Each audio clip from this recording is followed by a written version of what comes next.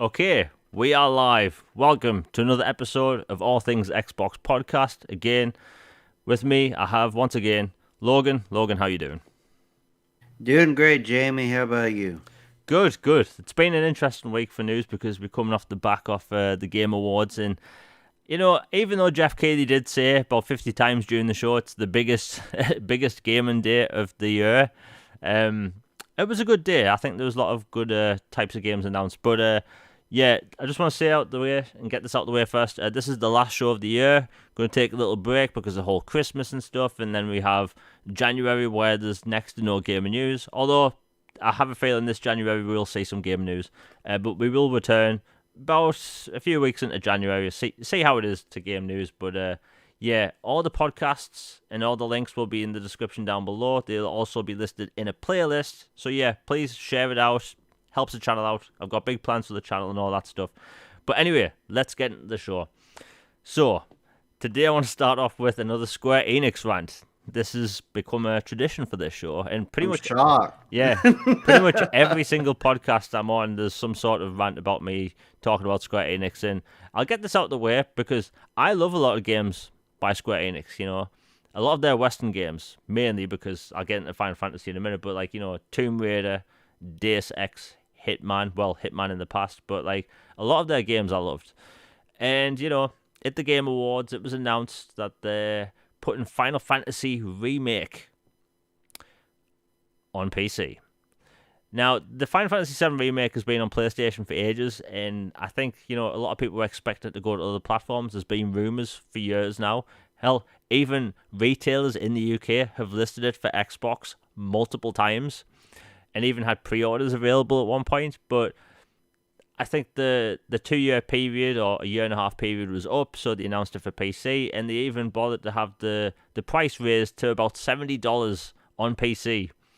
Now, this is an Xbox show, and we talk about Xbox, and we don't do fanboy stuff, but I have to get this out of the way. Like, these 2 year deals or year plus deals, they're getting ridiculous. Like, if Final Fantasy VII Remake has been released in several parts, that means by the end of the whole series, Xbox is going to have it all in about 2030. Like, that's the reality of the situation. But I don't know. Before I ramble on more, what do you think of the whole situation, Logan, on this? It's madness, really. Yeah, I've written about it in the past. I'm personally despise the whole timed exclusive thing. I think it's kind of just a way to like plug a hole in a lineup or kind of stop the bleeding a little bit during a shallow period in a console's lineup, to be honest. I get it why companies do it, and if they think it is a viable strategy or not, whatever. But I just think it builds resentment in the community because I mean, like, yeah, like even the big exclusives, like you just get that they're exclusive. You understand that, like, okay, Ratchet and Clank is a PlayStation exclusive. It's only on PlayStation. Yes, that makes sense. It's from a first-party studio, just like Halo is, Xbox PC. It You're not getting it on PlayStation. That's just not happening. It's a first party studio. And but then these games that are like, okay, I'm just gonna shell out a unholy amount of money just to keep it away from another platform for a while. And you know what? Like it used to be like 3 months or 6 months. Now we're getting to 2 years for some of these titles.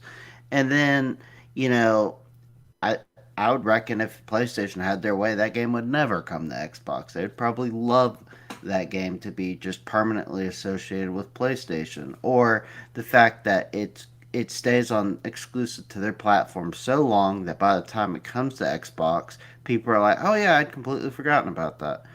It's just I don't know. I mean, and to be fair, Xbox has done the same thing too, and I don't like it when they've done it either because I don't know. It's a business strategy, but it's not one I really like or respect too much, to be honest.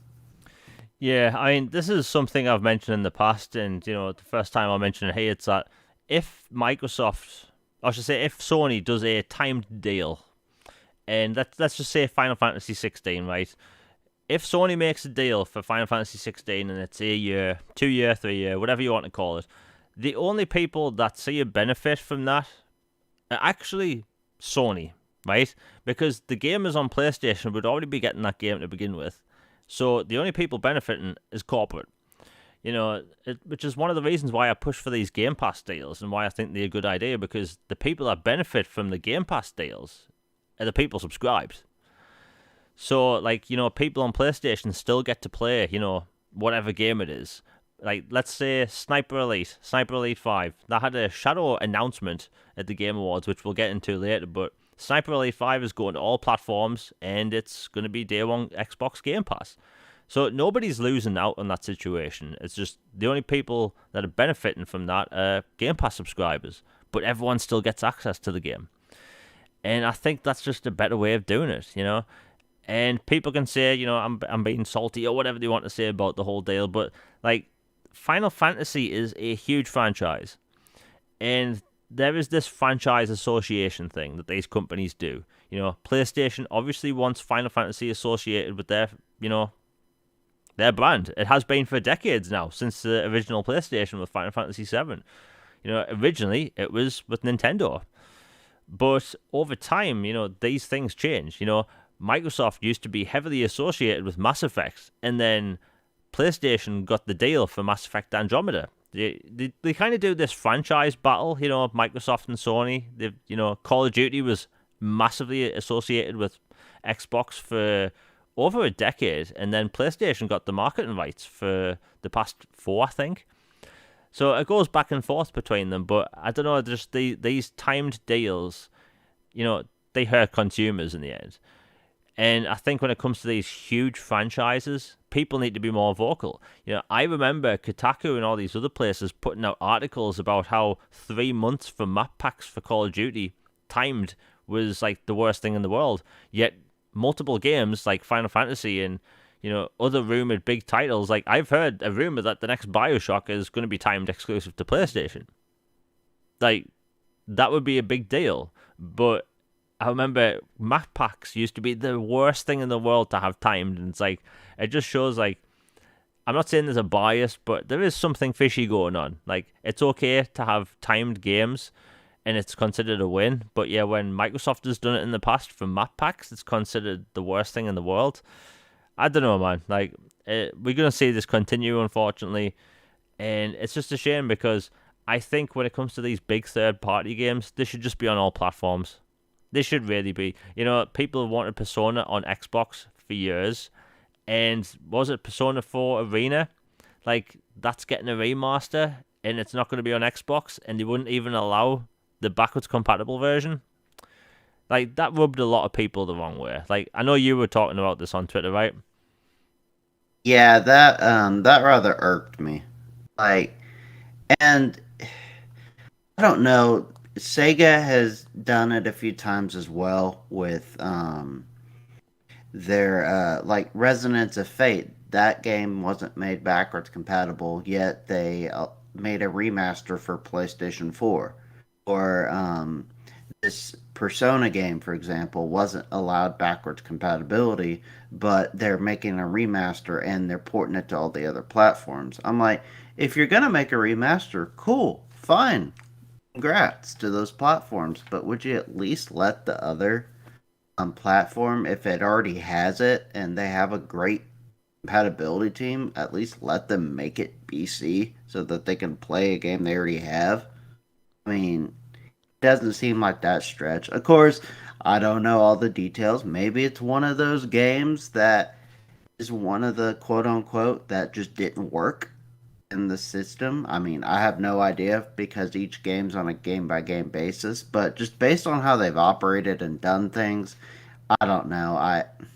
It's just odd, and it just adds another layer to the Xbox is treated like a second class citizen when it comes to Japanese publisher treatment for premier titles. Yeah, it is a weird situation, because we see these deals between like Sega and Microsoft, and people automatically think like we're going to get more Japanese games, and then something like that happens, and it's like, so what did they get out of the situation? But I don't know, and I think it's an Atlas issue as well. Atlas clearly doesn't like money.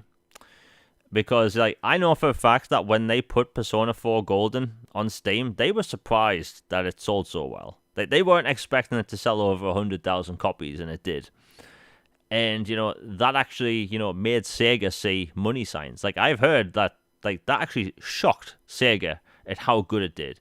So as someone that did business at college, and even a child would understand this, like it would make sense to put it on all platforms. Then like Persona 4 Golden would be massive on all platforms, Xbox, Switch, Stadia even, but they don't do that. And as far as I know, there's no like multi-year deal in place for those games still. So I don't know. It just seems weird on their part. But again, this is a Square Enix rant and a Sega rant. We will talk about this stuff in the future when there's more stuff announced. But I want to get all the bad stuff out of the way first because we have a lot of good games to talk about. But before all that, I want to talk about Ubisoft and NFTs. Now, last week I ranted on about this whole thing for 20 minutes. Fortunately, there is some good news. Now, Ubisoft have been wanting to put NFTs in their games for years. They've been trying to find different ways of doing it, and they started with Ghost Recon Breakpoint, which made no sense because that game had the worst launch for any Ghost Recon game I've ever experienced. It is a fantastic game now, but they wanted to put items in there that were NFTs, and the trailer on YouTube was absolutely demolished, apparently. Like, you could see the disc likes, depending on what extension you had for Chrome. In other words, Ubisoft did not like the reception, and we didn't like the NFTs. So there's that. So I think when it comes to this whole NFT situation, and I'll get this whole stuff out of the way quick, people need to be vocal on social media that they don't want this. When it comes to microtransactions in games, use your wallet. Like, vote with your wallet. If you want something, buy it. If you don't, don't. But these NFTs aren't in it for us. These companies are lying. They do not benefit us, right? In any way whatsoever. It's just a quick buck way for these companies to make more money. And I love Ubisoft games. Splinter Cell, Far Cry, Assassin's Creed, Ghost Recon, Rayman, the list goes on. But they put in these items in these video games that do nothing that benefit consumers and gamers around the world. In fact, they hurt us in the end because things are just going to go up in price. When games go up in price to, let's say, $70, people thought, oh, that means less microtransactions. That isn't the reality we live in, unfortunately. I would love to live in that reality where everything's made of chocolate, but unfortunately, it's not real. I think people just need to be vocal. Don't, swear at these developers or publishers. Like, just be vocal. Say, you do not want this, and you won't buy their games if it has NFTs. Like, I love Ubisoft games. I'm not buying a single one of their games that have NFTs in them. Splinter Cell, which is coming, and, they filed the trademark recently, and there's been nothing leaked about it other than the fact that it's in development. If it has NFTs in it, I'm not buying it.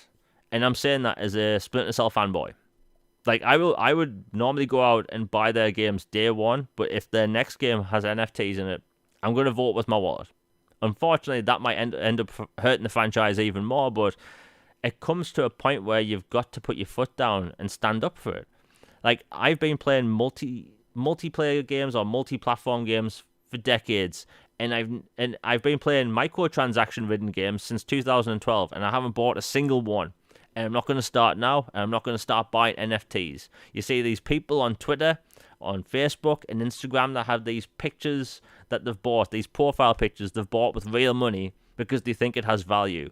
When all you have to do is take a screenshot and turn it into a JPEG. That's all you have to do. It benefits no one. That's me ranting about that out of the way. Logan, have you got anything to say on the whole NFT BS crap? I'm not really a fan of NFTs either, and it's not something I will personally partake in. And like you, if they decide to riddle their games going forward with these, then I guess that allows me to use some money on some other titles because that's not something I want any part of, really. It's just, as Phil Spencer said the other day in an interview when they asked him about NFTs and stuff, he says he thinks I'm paraphrasing, but basically he thinks it's kind of exploitive the way some are trying to use it in the industry instead of creative. And I agree. I think it's an exploitive thing. Maybe there's a way they could spin it to where it would be creative and beneficial, but I haven't seen it for games at least right now. So yeah, I'm not a fan of NFTs, and I won't touch those. You know, when it comes to like buying smaller things in games, I think there is a place where these things can work. You know, in Forza Horizon, for instance, you can buy the map that shows you all the barn finds, right? And that thing's only, I think it's like £2 or something. And I'd say, you know what, that seems fair. You know, things like the Pegasus in Assassin's Creed Odyssey, I think that was about £2 or something as well. Like things like that, I completely understand why people would buy them, right? It either looks really cool or gives some sort of benefit to the player. Hell, even Battlefield 3 on Xbox 360 did something like this where you could actually outright buy every item from a class. So if you wanted to be an engineer and have all the weapons and attachments day one, you could buy the engineer class outfit and just have everything. And, you know, to an extent, if someone doesn't want to play Battlefield for hundreds of hours and unlock stuff, I can get that. You know, could it be seen as pay to win? Maybe. But I think that when it comes to these things, like NFTs could be the worst thing. You know, notice everyone listening right now, next time you see anyone talk about Ubisoft NFTs or EA in games, you'll have one or two people that will try and defend it. And if you look at their profile, they're always trying to make money off it. We don't play video games to benefit our worlds. We play video games to enjoy them. Like, you don't go to a cinema to watch a film to make money. You go to a cinema to watch a film to enjoy it. And I feel like too many companies right now are wanting to prey on people's need and want to make money, and putting that in video games, it hurts. It hurts us in the end. Because we've seen no benefit from microtransactions, not really, in games. And NFT is just another form of money gouging us. And, you know, the reason I don't talk about microtransactions all the time on Twitter or anything is because I literally vote with my wallet. I haven't bought a single one, ever. Never will, never have, not going to happen. You know, and I say that as a Mass Effect fan. People can call me a Mass Effect fanboy, but I've never bought a single microtransaction. But I don't know, man. It's weird. It's a weird situation we live in. It's a weird time, you know. Gaming right now is awesome. We have all these new titles on the horizon. I'd say 2021 has been fantastic for games, but I don't know. Like Shizno, like I get it. You have to wait and see for things, and that makes sense. The thing is, how can a monetary item in a game that you can purchase that has a unique identifier benefit you as a player? It can benefit people's wallets and it benefits Ubisoft or whatever company that does it, but I just feel like these mediums, these forms of media, we're meant to enjoy them. We're not meant to make money off them. Like, when you read a book, you read it to get knowledge or learn a story or figure something out. When you listen to music, nobody listens to music and think, okay, I'll make money off this somehow. It's like, we enjoy gaming for games, not to make money. And I just feel like we're going to lose art that way. You know, every game right now is open world and it's got some sort of live service element in there. It's because they figured out a way to get money off people in a different way. Like, look at Assassin's Creed, right? I think Assassin's Creed Valhalla is fantastic, but it's crystal clear that they've made that game in such a way that you get more experience if you pay money. And if you get more experience, you can go up against high-level enemies, get better equipment, and it's this endless cycle. And that's what bothers me. It's that everything that these companies, and Ubisoft is the worst at the minute, and I love their games, that they are clearly making games from the ground up, not to make really interesting stories, and not to make these interesting games. It's that they make these games from the ground up, wanting to get your money more than anything else. That $60 upfront is not enough anymore. That $70 upfront is not enough. You know, buying map packs back in the day was our only way of, you know, paying for games afterwards. You know, there were no battle passes or anything. I'm not going to go into another rant about monetization in games, but I think NFTs, as of right now, I just think it's a bad idea. You know, we will see more of the next year. Ubisoft are clearly going to be the first ones that try and implement this, and, you know, we'll see. But today we got some new Game Pass additions, and that being Among Us, which is phenomenally huge. Like, people play that every day. There's literally, I think, last time there was like 18 million people playing it. Like it's like max like concurrent player count. But like Aliens Fireteam Elite, that's in Game Pass. And I know when it comes to co-op games, people always say it's perfect for Game Pass. Well, another co-op game is in Game Pass, and that game's really fun. Like I have gameplay in the background coming up, but like it's a fun game. Like I know you've played it, haven't you, Logan? Yeah, I loved it. It felt right at home. Felt like I was right in a alien film. And not to get too spoilery, but it does tie in like some of the newer alien films and some of the older ones as well. Like it feels grounded to where you can see um things that pay homage to the past and recent films, and also set the stage for future things to come.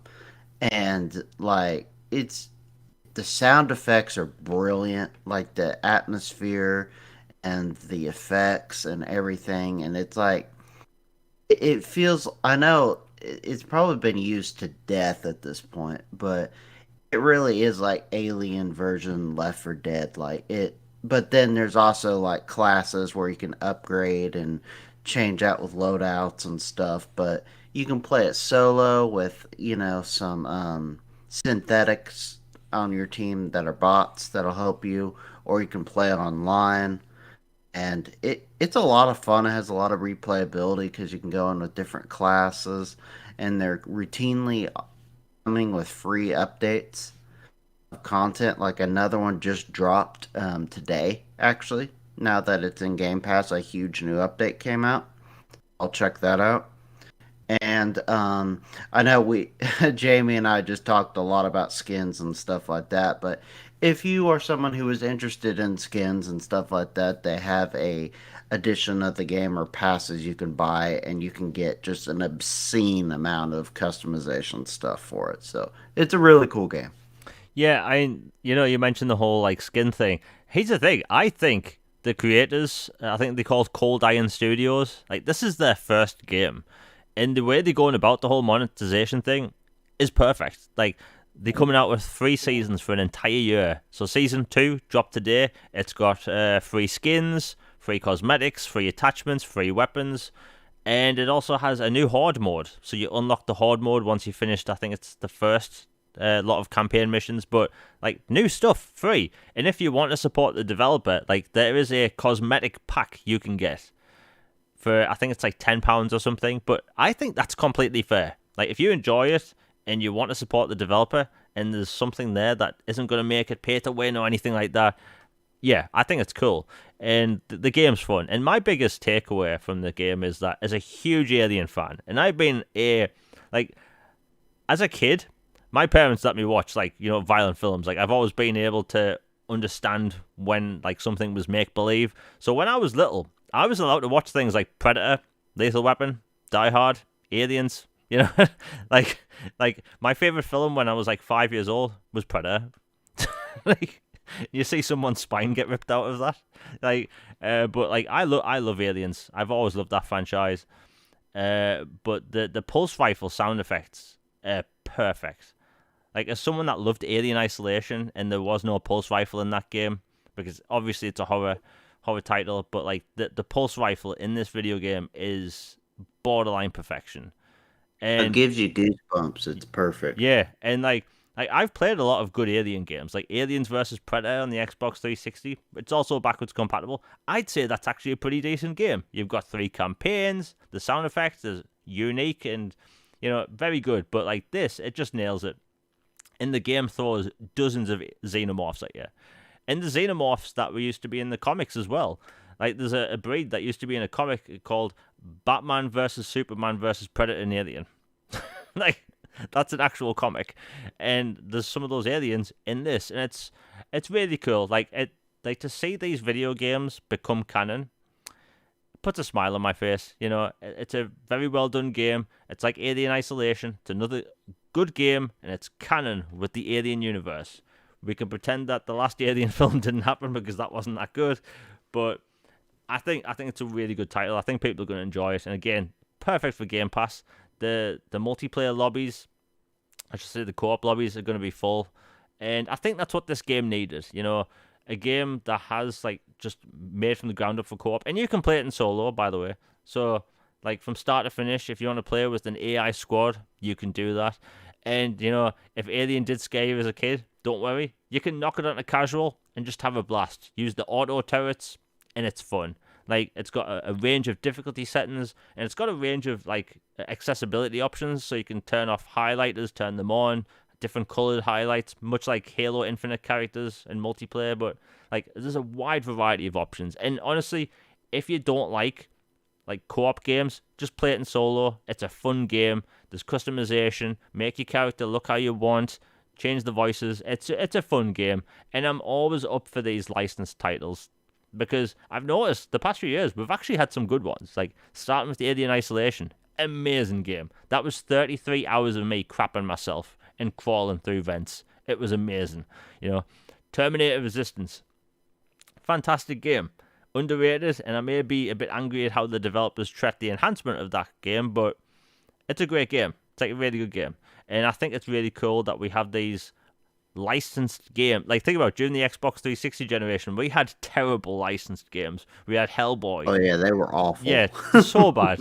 And even though I'm in the process of buying a lot of them right now because I'm collecting Xbox 360 games, like Thor on the Xbox 360 is terrible. It is borderline. Like, I should use it as a coaster. Like, it would get more use that way. But like Thor, the video game, and even though Chris Hemsworth does reprise his role, it's a terrible game, But these are good examples of licensed games, and I think more people need to play them. Again, it's in Game Pass right now. It's optimized for Xbox Series X and S. New season out today. New game mode. I highly recommend it. And honestly, it's just a fun game. If you want to shoot aliens and not think about anything, you can just do it. Very light on the story as well. Now, I want to talk about the Matrix Awakens. Now, this was announced weeks ago, and I think it was like a 26 gigabyte download, and we saw a mini trailer of it at the end of the Game Awards, which we will talk about in a little bit. It's basically a glorified tech demo. This is to sell people and developers on Unreal Engine 5, and I am no developer. I probably never will be a developer, and I'm sold on Unreal Engine 5. Like, I've got footage on the screen right now. Like, this has to be one of the best looking tech demos I've ever seen. I've always been a fan of Unreal tech demos and always thought, wow, that should be a cool game. I remember the Samaritan demo for Unreal Engine 3 on Xbox 360, where there's a dude smoking a cigar and he can turn into like a stone demon. It was fantastic, and I always thought that was a game, but it never happened. Same with the Infiltrator demo for Unreal Engine 4 on Xbox One. It never became a game, and this will never become a game either. But the Coalition helped with this. And basically, it's an on-rail shooter. You can walk around the city afterwards and drive. But visually, it's one of the best-looking things I've ever seen. Like, did you get a chance to play it? I actually haven't played it yet, but I have it downloaded. It's in my, ever-growing backlog. Okay, so we're at this point where the uncanny valley is in effect, right?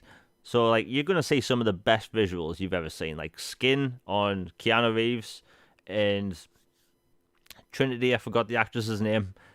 I should remember her name. But, like, the skin on these character models look amazing. Like, almost cinematic. Like, if you remember The Matrix Reloaded, where Neo is fighting a bunch of Smiths and it goes to CG, people have always said it looks a bit like a PS2 game, right? And after watching it in 4K recently, it's kind of aged. Like The Matrix Reloaded, that scene. Like, this running in real time on Xbox Series X looked better, and I mean miles better, than pre-rendered footage on some of the best computers in the world from 2003 or 4. And it's one of the best looking things I've ever played, and it's amazing. Like, there's car destruction, and it's really cool because, like, I think, as Shizno was just saying in the chat, like, we never get to play these tech demos. We just get to see them. Carrie Ann Moss, thank you. I should have remembered that. Please forgive me, Carrie Ann. Like, fantastic actress. But, like, we never get to play these tech demos. Ever. And we finally got to play them. And it's The Matrix. And it's really cool. And it just goes to show what this tech can do. Other than the super realistic character models in the car destruction. One of the things you can do afterwards is actually float up into the sky and fly around, because it's actually a pretty decent sized map. Now, when you play a lot of games, be it Grand Theft Auto or Spider-Man on PlayStation, and this is across all platforms, consoles do this, that cars in the distance will just disappear. Now, if you're looking down a road or highway in this tech demo, you can still see cars on the road, and it's kind of like mind blowing because you realize it without realizing it, and it's like it's the small details this new generation which we should be excited about, like Unreal Engine 5. Like, the stuff we're going to see this generation is going to be mind blowing. Like, yeah, it was a tech demo and it wasn't even optimized, by the way. Like, it wasn't fully optimized for Xbox Series XS or PlayStation 5. Like, it's a very well done, like, showcase of what this technology can do. And you can even go through, like, bitmapping screens so you can actually see the polygons that make up the world. It's super interesting because, again, we never get to play these. The only people that get to play with them are developers. And, Shizno, once again, saying the car destruction. Like, when you're shooting off agents during the car chase, like, it's some of the best visuals. Like, it's up there with big budget action films. And we at a point now where we were rendering this in real time on Xbox Series hardware. That's what I played it on. And it looked as good as a Hollywood movie. Like, it's mind-blowing. And I don't know, it just has me excited because we're going to be seeing Xbox Game Studios using this engine for years. Ninja Theory's Hellblade, which we will talk about in a bit, Hellblade 2, Unreal Engine 5. In Exile's, I think it's next two projects, Unreal Engine 5. Compulsion Games' next game, Unreal Engine 5. Gears 6, Unreal Engine 5. And they are working on a new game, which is also going to be Unreal Engine 5. And it's like, it's cool that we're seeing them that also helped make this demo. We're going to see this tech next year, and then the year after. Like, I don't know. I'm a bit giddy and excited because I see these tech demos on YouTube every generation, and we never get to play that crap. And this time we did, and it's good. It is only about, 5 minutes long. But there's a scene at the beginning where you see Keanu Reeves' character walk towards a mirror, and then you see actual Keanu Reeves, and you can see the difference between Unreal Engine and real life. And like, we are at that point now where the line between reality and the digital world, it's fading away. Like, there is that uncanny valley thing. Human eyes are going to be the hardest thing to do because it's hard to replicate those miniature movements you do in your eye. But we're getting there. Like, technology-wise, like, it's probably the most impressive thing I've seen today. Like, that is next gen. And I know we're a year into the generation and we should be expecting more from these games, but like, what I saw at the Game Awards and what I played at the Matrix Awakens at 4 a.m, because the Game Awards was on for 10 hours, like, it was a fantastic showcase. And I think people, if you have an Xbox Series XS or PlayStation 5, download it, play it. Like, just fantastic. I could talk about it all day. Plus, I'm a Matrix nerd, and I don't get to play Matrix stuff that often. I got to play The Path of Neo and Enter the Matrix back in the early 2000s, and we've had nothing since. Nothing. I'll take what I can get, and this was good. And Logan, at some point, play it. Your jaw will be on the floor. It's just gorgeous. Honestly. I could talk about it for ages. I love The Matrix. Anyway, we have to move on. Okay, so the Game Awards. The Game Awards was on for about 10 hours. At least it felt like it. And a lot of people took away from that show thinking there wasn't many good games announced. And I have to disagree. There were a lot of good games announced. And I made a video about the top 10 games shown at the Game Awards that are coming to Xbox Series consoles. I put the link in the description. It was my last video. Self-plug, obviously. But, like, I don't know. Logan, what did you see at the show that you liked? Well, there were several big titles I was really excited to get revealed. Alan Wake 2, I know, had been rumored and teased for quite some time, and depending on, how many tea leaves you follow or read, whatever, like, it's made by Epic and you would be coming at some point soon. It's glad that it's finally, released and announced that, yes, Alan Wake 2 is a thing officially. And they clarified and that it is a survival horror game. It's not just a kind of psychological thriller like Remedy has specialized in. Like this is going to be full blown terrifying as well, which is awesome. You're in the shadow world, and Alan has got to deal with these things as he tries to make his way back. And it looks awesome. I cannot wait for that. I love the whole universe of Alan Wake, Control, and Quantum Break. I loved all that, so I'm super stoked for Alan Wake 2. Splitterhead got my attention. I'm a big horror game junkie. Absolutely love all those type of games. So seeing that from one of the original creators of Silent Hill really, raised my eyebrows a little bit. I was like, wow, okay, you have my attention. And then Hellblade 2, of course. I mean, my word, we were talking about the Matrix. I mean, Hellblade 2 looks downright near lifelike as well. It's incredible. And just, I've long said that I think Hellblade 2 will be their quote unquote God of War type game. Not saying that they're gonna copy a blueprint, A, B, C, D, whatever, make sure all these points come across and it's gonna have this, it's gonna be this long, whatever.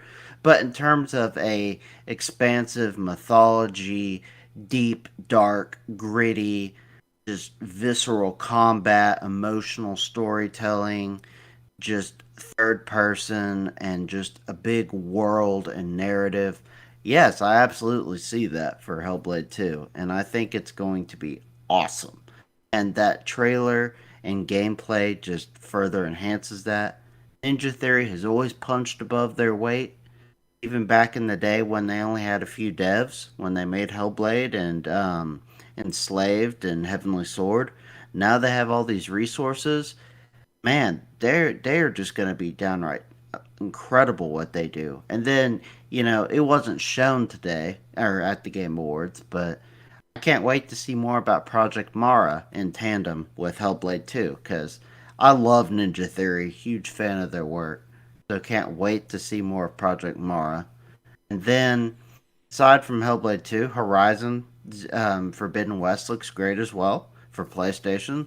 I'll be checking that out as well. I enjoyed the first one. I thought it was, and I think I know we're Xbox focused podcast, but I think that Guerrilla Games is a good case study and good template to observe when it comes to a company has been used to one type of genre for a long time. They did Killzone for forever, and then they went from FPS to all of a sudden they do an RPG, and it's completely different in terms of like engine, game, everything, just styles, all that, very much, and they did a great job. So I'm super stoked to see what Playground does. They have like nailed the racer. Like I don't think there's anything else they could possibly do to up the ante. I mean, they're so good they'd probably find a way, but they've mastered that. And I have no doubt that they're going to do great on Fable as well. But yeah, and then Space Marine 2 was a huge surprise to me. Was not expecting that at all. As that was kind of felt like a kind of a cult hit. So getting a sequel for that 10 years later was a big surprise. And yeah, and I'm sure I'm missing some off the top of my head, but those came immediately to mind, and I thought it was good. Yeah, so I've got a long list of the games that were announced, most of them anyway, but like I'll get the Hellblade stuff out the way first because like it got to a point during that demo and I'm thinking, okay, when's it going to get to gameplay? And it was like, oh, that was in game the whole time. Like it was that good. And one of the things that made that look so good was the lighting. You know, when we look at a character in a video game and like big budget movies, the light is actually going through that character's skin, bouncing around and then coming back out when we see it, and that was done very well. Like I think it's called subsurface scattering, It's an effect that makes characters look real, basically. And the lighting in that looked amazing. Like, Ninja Theory have always gotten the best out of motion capture. You know, they've been doing this stuff for like almost 2 decades now. They love using motion capture. And even playing like Enslaved Odyssey to the West recently, like they were using like their own motion capture studio back then. But Hellblade was on another level. Like, I've seen people do the comparison with Horizon Zero Dawn. The truth is, both look good, but like Hellblade 2 looks leagues better than literally anything. It looks leagues better than Halo, better than Forza. It looks better than a realistic driving game, which is saying a lot, because in those games you have cars and scenery, and this had people, multiple people walking around puddles. You know, there was a stone mountain, or not, I say a troll, or like a golem thing, and the fact is that dude, and I don't think a lot of people pay attention to this, that giant was leaning against the rocks, and like he started to be covered in like rocks and mud and that. It was just really realistic. I liked it. Like, I felt a bit sad for the giant, but like I want to play it. I don't think it's as far away as people think. Like, at all. I don't like. I've seen people think it's going to be 2024. It's not. It's not going to be that far out. But it's impressive. But all in all, there's a lot of games shown. You know, there are games that I hope do come to console, like Homeworld 3. I used to play Homeworld on PC. Amazing RTS. You know, Tunic, a very Zelda-style game, got a release date. I think that comes out in March. There's also the demo is back up on the Xbox Store, so download it, play it. It's the first section of the game. Star Wars Eclipse. That was a CGI trailer, but it's made by Quantic Dream. Now, they make interesting games, story-specific games, which will be interesting because this game is meant to have action as well. Like, the Star Wars website actually lists action. So this will be their first action title, which I'm interested in. And considering it had no branding, it didn't say PlayStation, it didn't say Xbox, it didn't list anyone. So that leads me to believe that it's either multi-platform or they're waiting for a publisher to make, you know, a partnership. That's what I took from that scenario anyway. Absolutely. Can't believe I forgot to mention that one. That one looks awesome. You know, in Alan Wake, you know, I'll get that out of the way. I've talked about Alan Wake for years. I love Alan Wake. And, you know, it surprised me. You know, I'm not the biggest fan of the horror genre, but Alan Wake is a game I love. Like, that the setting, I followed the development of that game throughout in its entirety. It came out with a making of, like, DVD. That game was originally open world, and they realized open world settings for that style of horror game don't work, and they're right. But, like, Alan Wake was amazing, and I've waited for a sequel since, and I've known about the sequel for about a month and a half. But there's a difference between knowing something and seeing the trailer, and even though it was like the actual guy himself and not in game, I don't care. I just needed to see a logo. You know, I've waited over a decade for Alan Wake 2, and it was announced, and I couldn't be happier. And Sam Lake did actually confirm today it is third person. There's been some like speculation as a first person. No, it's definitely third person over the shoulder. We'll probably still see that style of combat, which I liked, but like Alan Wake's coming back, man, in 2023, and that's exciting. That's going to be next gen only. There was a game shown called Nightingale, which looks like Destiny, but with Sherlock Holmes characters, which kind of interests me because it's just a weird concept for a game. Arc Raiders. This game's been developed by a bunch of ex-DICE employees. Now, the interesting thing about this is made by ex-DICE employees, the team that made Battlefield 3 and 4. So that's interesting because this is going to be free to play. And yeah, apparently that's going to release late next year, from what I've heard, which is exciting. Sonic Frontiers. What can I say? This is meant to be their Breath of the Wild. You know, Sega's had a problem with open world, or I should say third-person 3D Sonic games for decades now, and they want this to be their big hit. Like, Sonic has to be their main stage character game, because Sonic, I love Sonic, but Sonic doesn't have many good 3D games. Like, Sonic Generations is cool, but the 2D stuff's the best.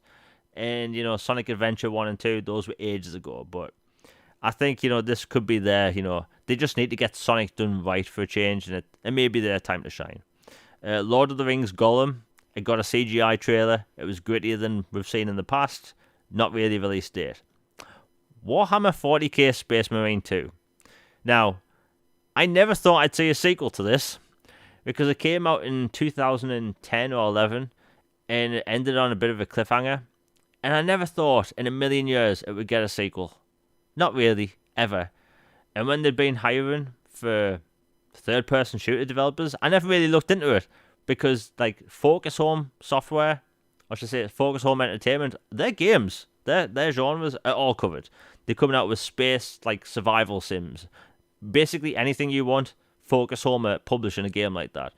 But this is going to be a linear third-person shooter with unbelievable graphics, and I think it's Unreal Engine 4 or 5. But they showed gameplay at the end of the CGI trailer, and it looked amazing. And I always talk about this game, because it was... The first game came out during a generation where we had Gears clones, I'm doing air quotes, we had Gears clones come out all the time. Third-person shooters would come out every other week, and a lot of them are cool. And this is one of those games. And I hope, for everyone's listening's sake, and everyone that watched the show and likes the genre, they need to remaster the first game, because it still plays amazing. It's a third-person shooter like Gears, but you have a sword that's also a chainsaw. Isn't that everything you need in life? Amazing. I could not be happier. Another thing, they had a Dune announcement for Dune Spice Wars, which is a 4X RTS. It's obviously going to be a PC game. I don't care if any of the developers are listening or not. I'm going to try and contact someone over there. We need these games on console, right? I'm sick of port begging RTS games, and I'm sick of being one of the 6 people that do it, right?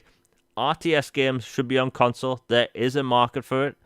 I've got a keyboard and mouse ready to plug in, and I think they could get something like that. From what I've seen gameplay-wise for the screenshots, they could get that to work on a controller. It's not me just, being pretend here. I think they could get that working. Also, this wasn't announced during the show, but there was an RTS game announced 3 hours ago. Terminator Dark Fate Defiance. That's also an RTS, and it's Terminators. It looks cool. I just needed to mention that. There was a Wonder Woman game announced. Now, the interesting thing about that game, it's been developed by Monolith Studios, which made the Shadow of War games, and they've confirmed it's going to be using the Nemesis system. The Nemesis system is one of the best things from last generation that nobody talks about. And honestly, I never thought we'd see it again, because the Shadow of War series is done. But the fact we're getting that in a superhero video game, Wonder Woman, I don't know, man. What was your takeaway from that? Yeah, that was a big shocker to me. I had forgotten about that, but now that you remind me, it looks incredible. And I know the recent films have been fascinating for Wonder Woman, and I think with the Nemesis system in place, I can only imagine the kind of encounters and scenarios she's going to encounter, and then the whole light whip combat and sword and shield and the gauntlets is they're a perfect studio for that. It's like a kind of head scratching, Monolith Wonder Woman. I wouldn't have thought of that, but when you go deep down into it, it makes perfect sense. Yeah, and the interesting thing about the Nemesis system in Wonder Woman is that in the Shadow of War games, it would just work for the antagonist, the bad guy, right? So you defeat an enemy or get close to defeating an enemy and then run off.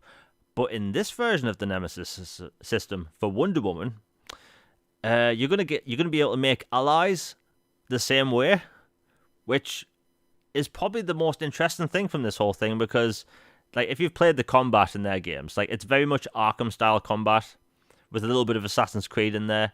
But it's just an interesting thing, man, because I've been wanting DC and Warner Brothers games to just make their interconnected video game universe they've been wanting to make for decades now, and they're doing it. A Wonder Woman game, bloody finally. Although I will say this, without giving anything away, they are making 2 more open world DC games. They just weren't announced.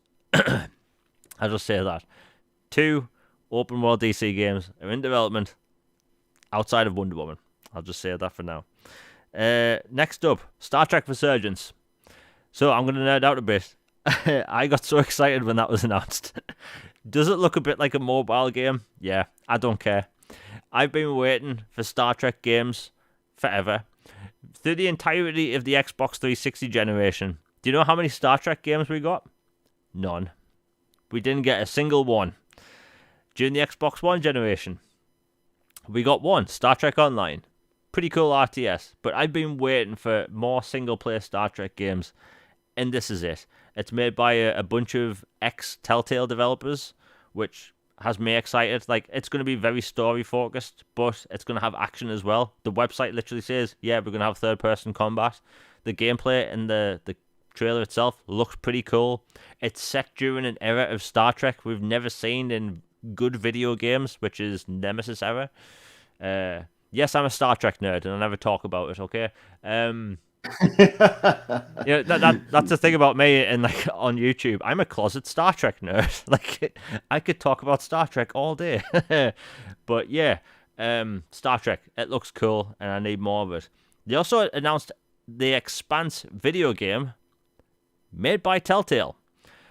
Now, we did get a brief trailer, and it's going to be taking place in the universe of the TV show. So if you have Amazon Prime, watch The Expanse. It's some of the best sci-fi ever. I actually put it up there with Battlestar Galactica, which is literally the best praise someone can give that show. It's literally, like, if I rate TV shows for sci-fi-ness, there's TNG, there's Battlestar Galactica, and there's this. It's so good. It's some of the best television out there. And the funny thing is that Telltale have said multiple times in the past that they're going to do releases differently. So I don't think they're going to be episodic anymore. They've said that, I think it's The Wolf Among Us Part 2, that's going to release all at the same time if they ever talk about it again. But yeah, it's just an exciting time. I loved Telltale games. You can just relax and play them, just not really think about much. I love the fact Amen. I mean, look, I know we like the big budget AAA games, but like, I think there's space for games in between. Like, you know, I've seen a lot of people hyped about the Dune RTS. Like, there's going to be about 10 people talking about that on Twitter. But guess what? Those people are like, super excited. Next up, Crossfire X. Now, this was announced during the Xbox E3 showcase in 2020, and we've seen nothing since. You know, but early previews have went out today. And yeah, it looks fantastic. If you like Remedy-style storytelling, you're going to be getting that, but in a linear, first-person military shooter. Now, for anyone that's followed me for a while, there's two types of games I love to play a lot. And that's open-world RPGs and linear, first-person shooter campaigns. And we don't really have a lot now. During the Xbox 360 generation, we were getting them every year. You know, you'd get Call of Duty, Battlefield, Halo, and then you'd get things like Homefront, and everything in between, Medal of Honor. This generation, now, no, Call of Duty has one, Battlefield ditched theirs, Halo has one, thankfully, and it's amazing, we'll get on that later, but yeah, I don't know, did you watch the trailer for that? I actually missed that one, but from the previous trailers I've seen of Crossfire, I'm looking forward to it. I'm a big Remedy fanboy. I love all their work. And so, you know, Max Payne's and then Alan Wake's, Control, Quantum Break, you name it. Like, pretty much everything they've made I've loved. So I'm sure I'm going to really like it. And I think it's a really interesting choice, them being in charge of a single-player campaign story for a game and then another company doing the multiplayer. It's just an interesting collaboration that I hope we see more of that kind of stuff going forward, just as a side note. Yeah, and you know, a lot of people, they see Crossfire X and think about the multiplayer. Like, the multiplayer being developed by a Chinese company, it's been out there for, you know, years now. That's running on a different engine. So if you've seen the multiplayer and worried about the campaign, don't. Literally different engines, different developers. You know, I love Remedy like you do, and the thing is, like, Sam Lake, like, in my opinion, has a more interesting mind than Kojima, right? And I may get some hate for this. Like, Kojima, he has an interesting mind for video games, but Sam Lake is so underrated. Like, Alan Wake is such a smart game. Like, Control, Quantum Break, and then a first-person shooter, like, I'm all for it. And hell, we got 2 announcements for Remedy there, and I think that comes out in March, early March. But yeah, I don't think that's going to be that pricey because the free-to-play multiplayer, obviously free, and the campaign isn't going to be launching in Game Pass. As of now, it's not a Game Pass title, but I can't imagine them charging a lot of money for a 10-hour-ish campaign. But hey, I think it looks cool. And yeah, there was more games announced. Oh yeah, A Plague Tale Requiem. Now, A Plague Tale Requiem is the sequel to A Plague Tale Innocence, which came out in 2018, I believe. Either way, amazing game. And the sequel got announced last year, and we saw a CGI trailer at the Game Awards as well as gameplay. And like, this is next gen only. It looks amazing. It's set in, I think it's 14th century France, or at least the first one was.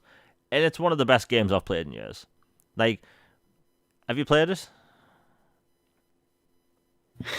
I know it's comical at this point, but once again, it is in my backlog. It's one I've bought, but Sobo is. They give me Ninja Theory vibes big time, and that's a high compliment coming from me.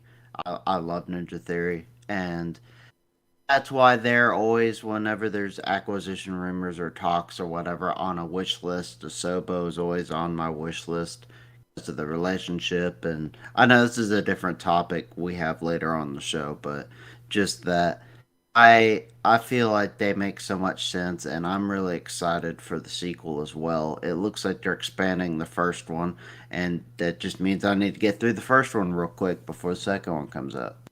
Yeah, A Plague Tale. Honestly, it's probably one of the best third-person action adventures I've ever played. It's about a 15-hour-ish title. Honestly, a lot of people compare it to The Last of Us, and it has a lot of things in common with that. But it has like just really well done stealth and storytelling. Because one of my biggest pet peeves in gaming is that not enough developers do environmental storytelling. They just rely on cutscenes, and I think there's a place for cutscenes in video games, like you're seeing with Halo Infinite right now. Like, but I like it when developers put story in the environment itself. You know, you exploring tells the story, and they did that really well with the Plague Tale. But yeah, when you get the chance, and everyone listening, play A Plague Tale. It's in Game Pass. It's been optimized for Xbox Series X.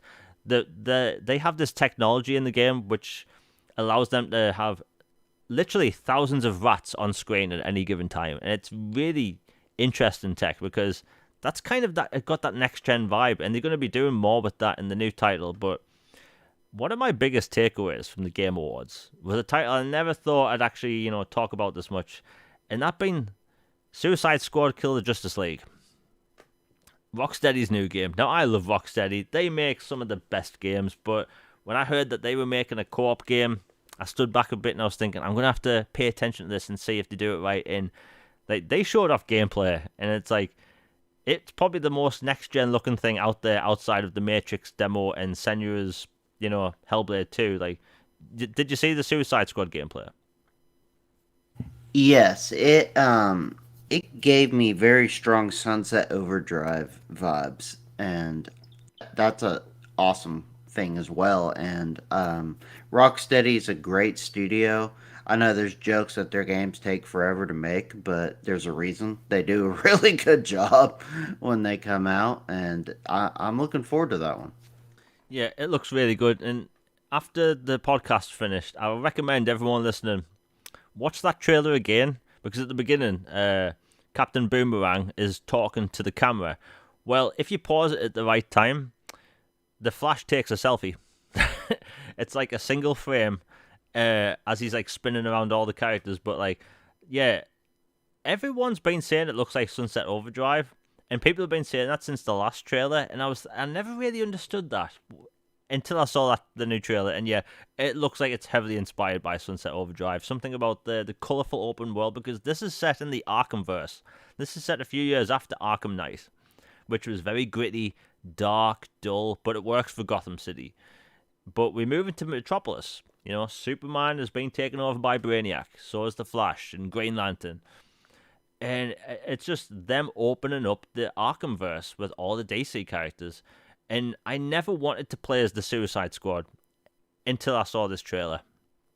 King Shark jumping from rooftop to rooftop, biting heads off robots. Like, that's what video games are about. I want to bite heads off robots as King Shark.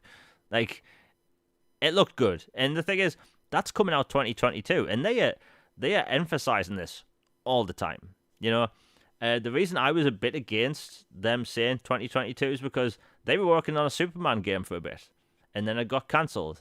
And then other studios, that's a story for another day, but like their other games got cancelled and pushed back so many times that they are emphasizing 2022 at every opportunity. And then we were meant to get Gotham Knights before then. I've heard March, but it's like we're going to get 2 big DC games next year, which is really cool. And honestly, at the Game Awards, I think they had a really good showing for video games. Like, people will give Jeff Keighley a hard time. I'll give him a hard time, but I think when it comes to game reveals at the show, I think it was really strong.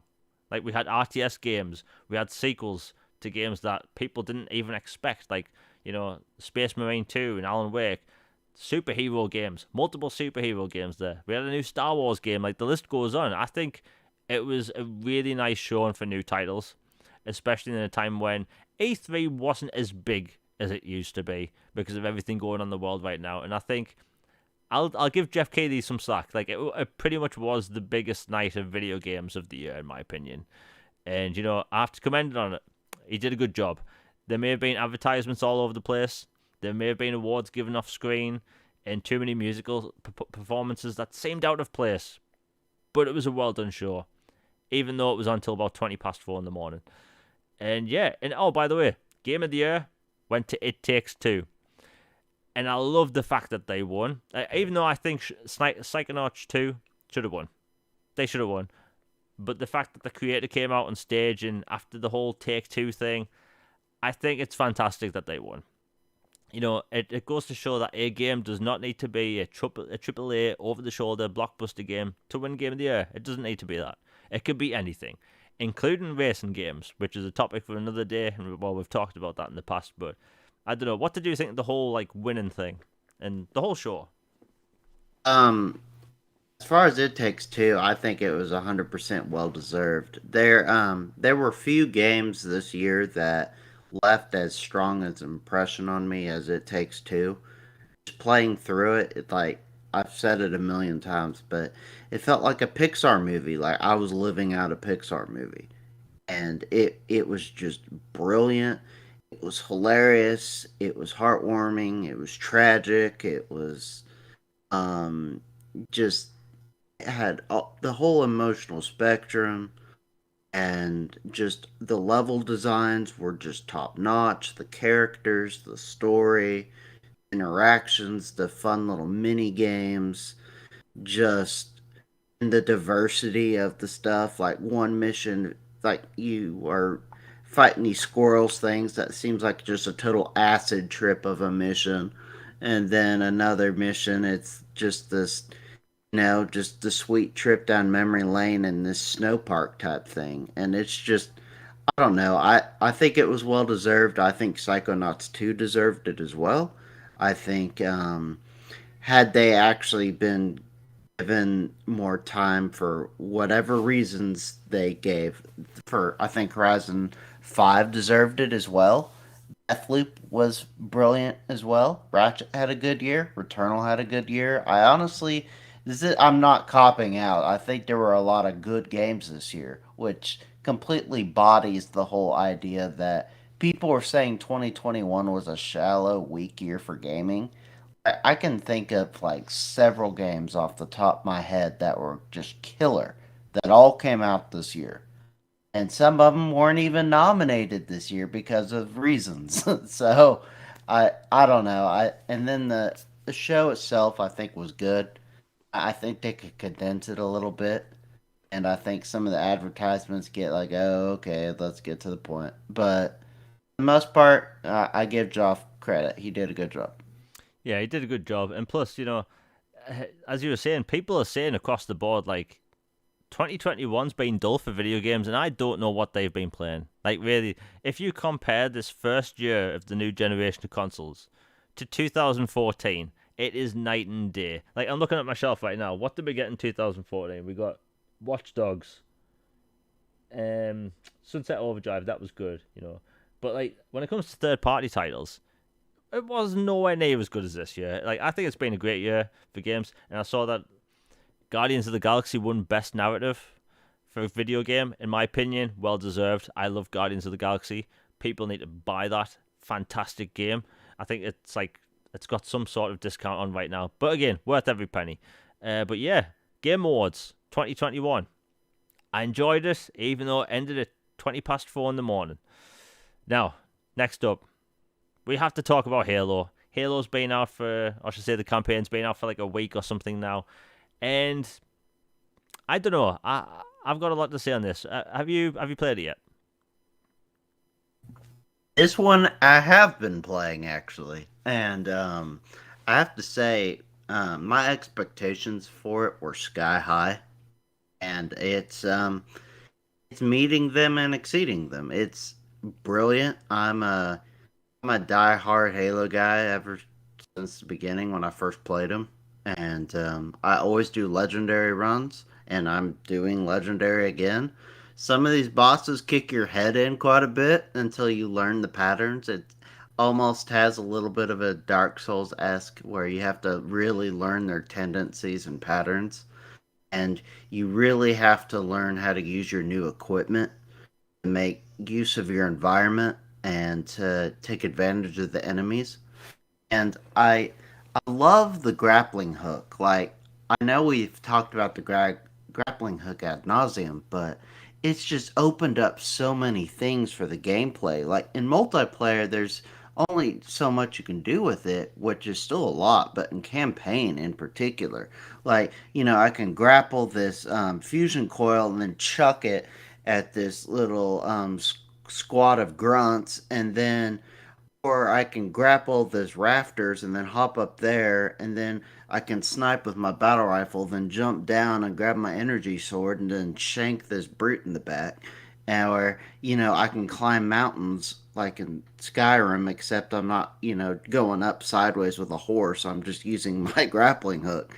And it makes every encounter different. And, like, the sensor tracker is super helpful, and I'm actually not that far so far, so I know there's a bunch of equipment I haven't even used yet.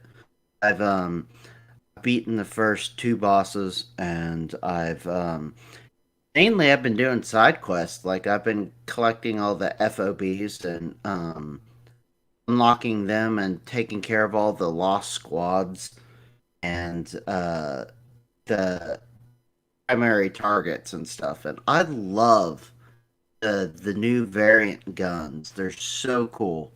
Such a breath of fresh air. Like, you're a veteran of Gears 5 as well, so you know what I'm talking about. Like, you remember Yeah. the relic weapons where there was like a variant like this long shot has more ammo in it, and if you get a headshot, boom, it automatically loads another one. Or, this gun has way more stopping power than normal, but it recoils like crazy.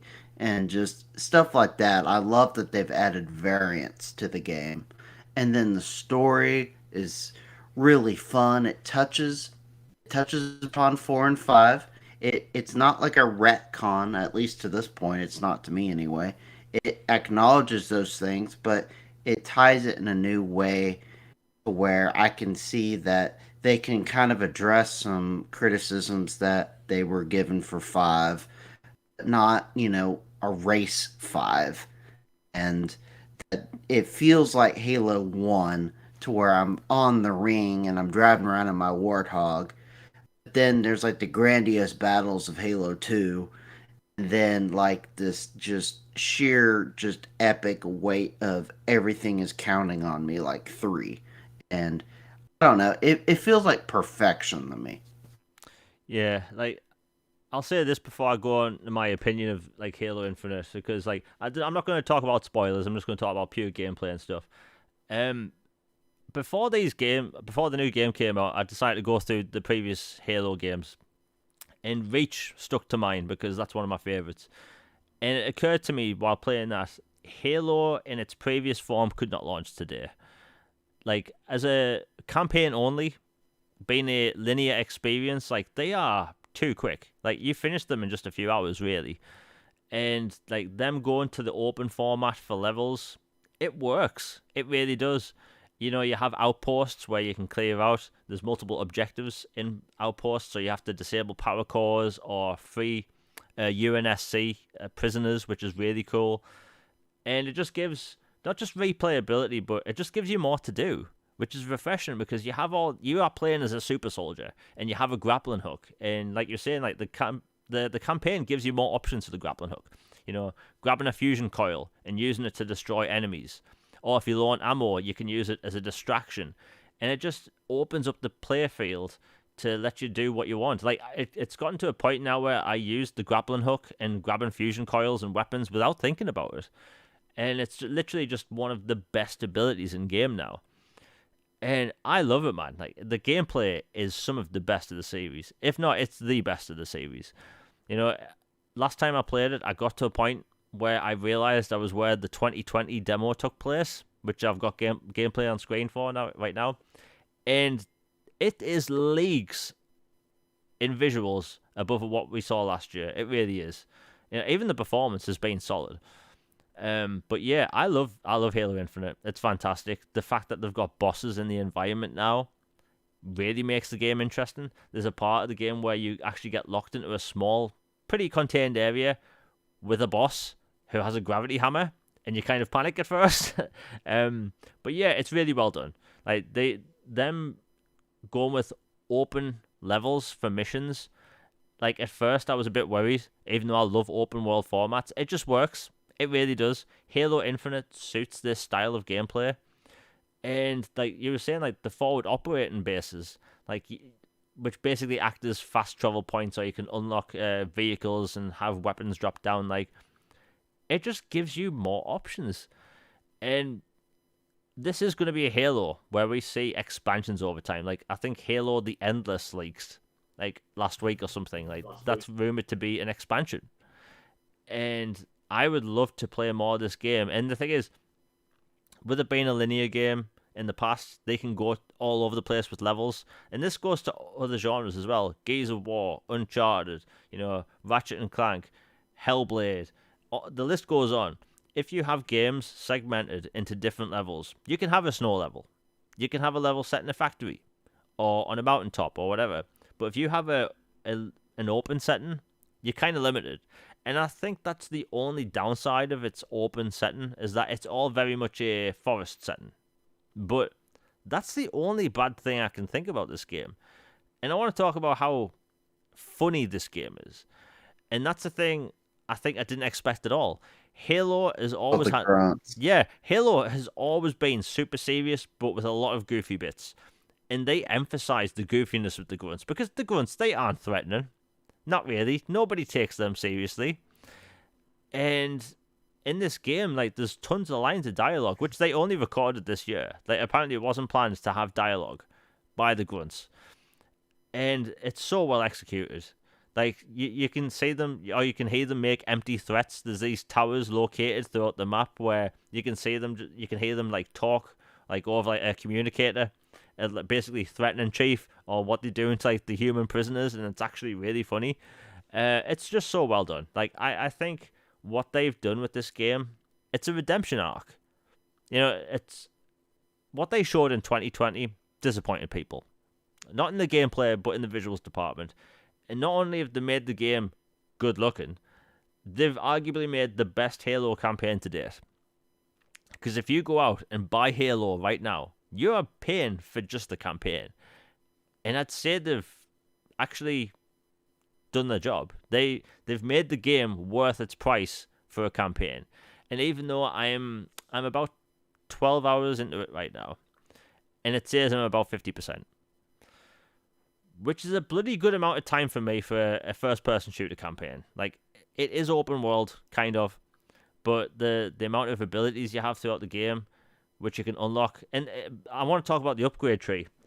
I never thought an upgrade tree would work in Halo, and it works. You find these power cores lying around the map, and you unlock better abilities, so you can have an electrified grappling hook, so you can use it on enemies and stuff like that, and like a drop shield that stays up for like a minute. Like it just, I'm trying to think how to put it. They've made Halo seem fresh while still feeling like Halo, and I think that's the best compliment someone can give it. Is that it's going to bring people like me back and make me want to replay it, because I'm going to play through this entire campaign again on high difficulties, but use completely different, powers throughout the game, because I'm not using the drop shield that often, but I will next time. And when we get the whole like, can you play it in co-op online right now, or is that at a later date? I'm not sure. I haven't tested it, but I was wanting to bring up co-op and say, man, co-op in this game is going to be bonkers, and it's going to be just amazing. And now I was pretty harsh on 343 about the whole lack of co-op up front. Now that I've actually jumped in and played the game, I think I can understand why co-op needed to wait a little bit, because this isn't like, Halo's Reach through 4. It's very vastly different environment, very that vastly different of how everything operates, to where co-op getting it seamless to work for this, I can understand would be a real challenge. So I I guess this is me saying that I was a little too harsh on them about that. I still would have liked it at launch, but I after playing it, I can understand why it wasn't there immediately. Yeah, I mean, I think in an ideal world, like everything would be there, Forge, all that stuff. But I think I'd rather have like a better game released over time, as opposed to like like if they released co-op broken, it would be an MCC situation all over again. I've never talked about this, so I'll talk about this bug. So when MCC came out and it was buggy, I was playing co-op on Halo 2 with a friend online, and then while we were playing, it put me into someone else's game on a Warthog in the gunner seat, and it put him into someone else's game as a driver. So we were in other people's games, and we were talking to each other like, why aren't you firing what I'm telling you? And we were literally in other people's matches, and it did this without letting us know. Like, it was the weirdest bug ever, but like, them releasing the game this way, just they couldn't have a MCC situation or have like bad net code for co-op. Like, I understand it, but like the campaign itself is fantastic. It's bloody good. It really is. And even though I'm about 10 hours in, I think it's safe to say this may be the best Halo campaign. The new AI, she's funny. At first, I was thinking she might be a bit annoying, but no, I like her. She's cool. The cutscenes in this game are gorgeous. Really are. And like, again, no spoilers. I cut out certain spoilers out of these cinematics. But the cinematics are really good. They're really good. And I think it just goes to show, like, Halo suits change. People want Halo to be the same over and over and over again. I've never been that. I've always liked new Halos, getting new enemies, new weapons, new vehicles, new storylines, different stuff. And I think they're going to satisfy both audiences with this title, and I think that's the most important part. They're satisfying me with new stuff, and it's giving people that nostalgia vibe of the Halo ring from the first Halo game. And I don't know, man. I think it's just a really well executed game in a time when people had everything up against 343. And everything they said, they hated 343. Like, 343 got so much backlash that one of the developers recently, and this was about multiplayer, but it goes into the campaign as well. Like the amount of crap the developers get for this game is ridiculous. And I know a lot of the Halo community, they are extremely vocal on Twitter, but it's to the point where they are just coming off mean. Like, you cannot give constructive feedback if you're just whining like a little prick. Like, let's be honest. If you're whining all the time on Twitter about armor or sprint or not having certain lobbies there available, you can be vocal without sounding like a prick. That's the truth. And everyone, all the comments I've seen online about this title, they were extremely harsh. Like, you've probably seen this, yeah? Yeah, I know the comparison's been made to like the Star Wars fan base, where nobody hates Star Wars more than Star Wars fans. And I'm a diehard Star Wars fan, so that hurts. But I mean, I think there is some validity to that. That their Halo fans are so passionate, and deservedly so. It's a wonderful franchise and universe and everything. But just dial it down a notch. I mean, screaming and getting red faced and sending threats or just expletive laden rants at people is not going to help. It's just going to make things worse.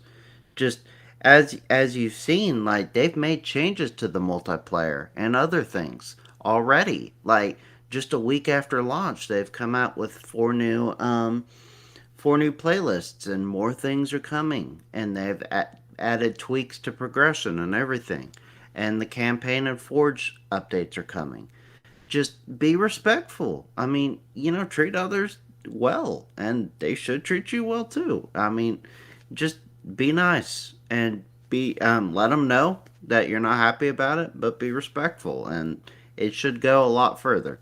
You know what this reminds me of? Like, I remember Twitter at the time when Mass Effect 3 came out. Oh And gosh, yeah, in yeah. the backlash the developers got on, let's say, just Twitter alone was disgusting. Like they were talked to in such horrible ways, and like I see the Halo community, they do this on a daily basis. And you have these. Look, I'm gonna be honest. You have these Halo YouTubers that only cover Halo, and I've seen a lot of them fuel the fire. Like they are vocal, they have a large voice. Like I rarely talk about Halo because I know it causes stir, and I can't really be arsed with it. I really can't. And it's sad to say, like developers, like literally go to any developer for Halo, look at their feed and look at their replies. It's non-stop people whining about Halo, and it's sad. It really is. Like it's almost Christmas. Like lay up, wait a bit, be polite, don't be a dick, right? Like I promise no swearing on these shows, but that's not really swearing. Stop being a dick to developers. They make these games. They spend years of their lives crafting these games. If there's something you don't like, say it in a formal format. Don't go about insulting developers. They make these games. You make something better. Like, literally, Halo Infinite, fantastic. Play it, don't play it. Stop whining constantly on Twitter. Stop whining on Reddit constantly or YouTube comments. Like, play the game or don't. Stop whining. Be constructive. And here's the thing, this is what boils my piss more than anything. That the second you mention any of this, they all say it's been constructive. Whining all the time on social media is not constructive feedback. It will never be constructive feedback if you're whining all the time on social media. It never will. I'm arguably one of the biggest Mass Effect fans on the planet, and I never went off at developers about Andromeda at all. Like, be better. Stop being a prick. Right? It's horrible. Like, literally, look at the replies to these developers. Just it's sickening, man. But I had to get that out of the way. Like, it's just annoying. It's all the time. Like people act like these games like it's their entire life. It's like no, you're playing a game. If there's something wrong with it, say it. Don't be insulting. Like and by the way, the people that whine all the time on Twitter, hiding behind avatars, like these people, like other than hiding behind images, they act like them playing this game is the worst thing in the world. And it's like if that's all you've got to complain about, then you've got nothing to complain about. Not really, you know. But all in all, I think Halo Infinite's fantastic. And I must say, my favorite thing about this game, surprisingly, is calling down a Razorback and having an AI squad fill it. And a lot of them having like rocket launchers and stuff because you can give them weapons. Like, have you done that yet? Um, I haven't done a Razorback yet, but I've done Warthogs, and I've given a modified skewer or a sniper rifle or a spunk or whatever to my squad, and then I got the guy in the turret in the back, and then just driving around and just mowing folks down. So yeah, it's a blast. Yeah, so if you want to get a Razorback and you have like a multiple like squad mates, AI squad mates. You like give them all rocket launchers and get on a Razorback, and it's hilarious. Like just drive into the middle of an outpost and they just blow everything up. But that's the cool thing about this game. It's options, and it's gonna give Halo more replayability than what it normally has. Halo, I'd say Halo games arguably have the most replayable campaigns, and this is the most replayable Halo campaign. So all in all, even though this isn't a review of the full game, I think it's a bloody good game, and I think 343 have done a fantastic job with multiplayer and campaign. Like, well done, in my opinion. It's a redemption arc. It's up there with No Man's Sky. No Man's Sky released, and it was nothing like what they promised. Not at all. The game was pretty much sold on lies, and look at it today. It's gone above and beyond what they originally promised. And I think 343, they've done a lot of good work with this game. And honestly, they've got a lot more of my respects because you don't see this that often. A redemption arc for a title like this. Anyway, that's it for today. And this is going to be the last podcast before, the new year. Logan, have you got anything coming out soon, article-wise or anything? I might be working on some stuff to come out before too long, but nothing at the moment to say. But one last thing on Halo, I will say that if you're not usually a big collectible finder in games, I would make an exception for this one because the audio logs and things you'll find add a lot of context to the story and help flesh it out even more. And some of them even reference some of the books and other things to where they really went above and beyond in tying the whole Halo universe in together. Yeah, I mean, before we get into the outros and stuff, like the extended universe stuff in the audio logs is actually really cool. There's also a podcast on Spotify right now, which is a bit like Hunt the Truth. I recommend people listen to it. And yeah, I think it's just a really good Halo release. But yeah, that's it for today. I want to thank everyone for joining. Please share it on social media. It helps the channel out. We will return some point in January. There will be game news dropping in January. I know that for a fact. But yeah, in between now and Christmas, I will be dropping a few videos. Stay tuned for, I think, tomorrow. If you like Bethesda games, I'll put this out there. You may want to pay attention to this video. So that'll be on this channel. Again, all the podcasts will be linked in its own playlist in the playlist section on this channel.